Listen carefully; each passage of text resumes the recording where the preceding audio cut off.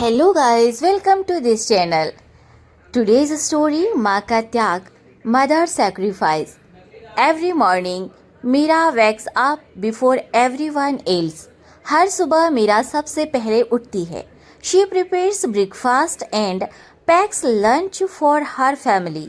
वह अपने परिवार के लिए नाश्ता बनाती है और टिफिन तैयार करती है. She has never complained about her busy life.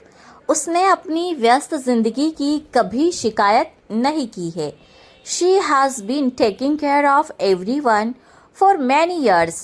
वह कई वर्षों से पूरे परिवार का ध्यान रख रही है. One Monday morning, her son Arav was getting ready for school in a hurry. एक सोमवार की सुबह उसका बेटा आरव जल्दी जल्दी स्कूल जाने की तैयारी कर रहा था. He picked up his school bag and rushed out of the house. उसने अपना स्कूल बैग उठाया और जल्दी से घर से निकल गया. A few minutes later, Mira noticed his lunch box on the dining table. कुछ मिनट बाद मीरा की नज़र डाइनिंग टेबल पर रखे उसके टिफ़िन पर पड़ी. She was washing the dishes when she saw it. वह बर्तन धो रही थी, तभी उसकी नज़र उस पर पड़ी. She had already finished all the household work. वह घर का ज़्यादातर काम पहले ही पूरा कर चुकी थी. She had been working since early morning without taking any rest. वह सुबह से बिना आराम किए काम कर रही थी. Without wasting a single minute, she picked up the lunch box and started walking towards the school. बिना एक पल गवाए उसने टिफ़िन उठाया और स्कूल की ओर चल पड़ी. The sun was very hot, but she kept walking. धूप बहुत तेज थी, फिर भी वह चलती रही. When Arav saw his mother standing outside the school gate, he was surprised. जब आरव ने स्कूल के गेट पर अपनी माँ को खड़ा देखा तो वह हैरान रह गया. He said, उसने कहा, Mom, you came all the way just to give me my lunch? माँ, आप सिर्फ मेरा टिफ़िन देने के लिए इतनी दूर आ गई? Meera smiled and replied. Meera मुस्कुराई और बोली, A hungry child cannot study peacefully. भूखा बच्चा मन लगाकर पढ़ नहीं सकता. Aarav quietly took the lunch box. Aarav ने चुपचाप टिफ़िन ले लिया. For the first time, he noticed that his mother's face looked tired.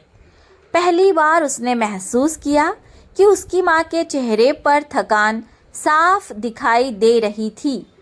That evening, when he returned home, his mother was preparing dinner as usual.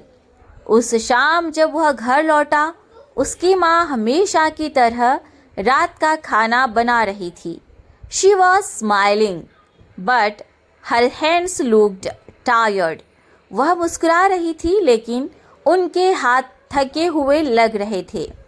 Arav went into the kitchen. Aarav रसोई में गया.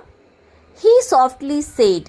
वह धीरे से बोला, Mom, please sit for a while.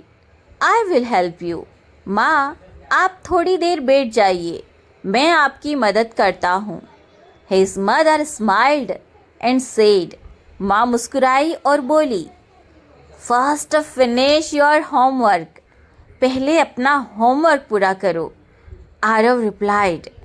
Aarav बोला, Homework can wait for a few minutes, but you need some rest. Homework कुछ minute इंतज़ार कर सकता है, लेकिन आपको आराम की ज़रूरत है. His mother looked at him with surprise.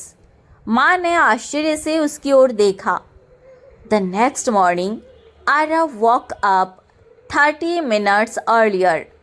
अगली सुबह आरव 30 मिनट पहले उठ गया. He packed his school bag by himself. उसने अपना स्कूल बैग खुद तैयार किया. He filled his water bottle.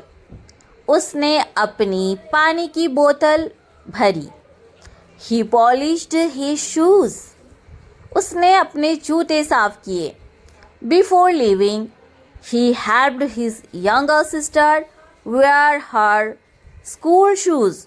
School जाने से पहले उसने अपनी छोटी बहन को जूते पहनने में मदद की।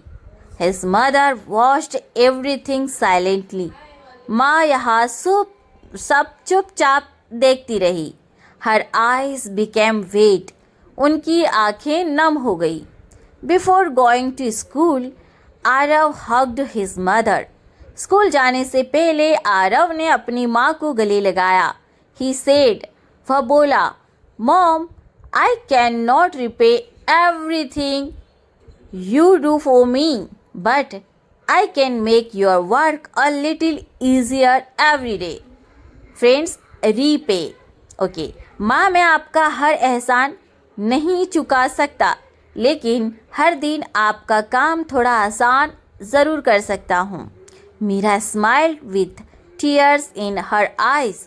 मीरा की आंखों में खुशी के आंसू आ गए। शी रिप्लाइड, उन्होंने कहा, that is the greatest gift a mother can ever receive. यही एक माँ के लिए सबसे बड़ा उपहार होता है। From that day Aarav started helping his mother every day. उस दिन से आरव हर दिन अपनी माँ की मदद करने लगा। Tomorrow he will help her again. कल भी वह उनकी मदद करेगा। This time next month he will be sharing many house hold responsibilities. अगले महीने इसी समय वह घर की कई जिम्मेदारियां बांट रहा होगा। By the end of the year he will have become a more responsible son. साल के अंत तक वह एक अधिक जिम्मेदार बेटा बन चुका होगा। By next year he will have been helping his mother regularly for many months. अगले वर्ष तक वह कई महीनों से नियमित रूप से अपनी माँ की मदद करता आ रहा होगा। सो फ्रेंड्स, कैसी लगी आपको ये प्यारी सी स्टोरी?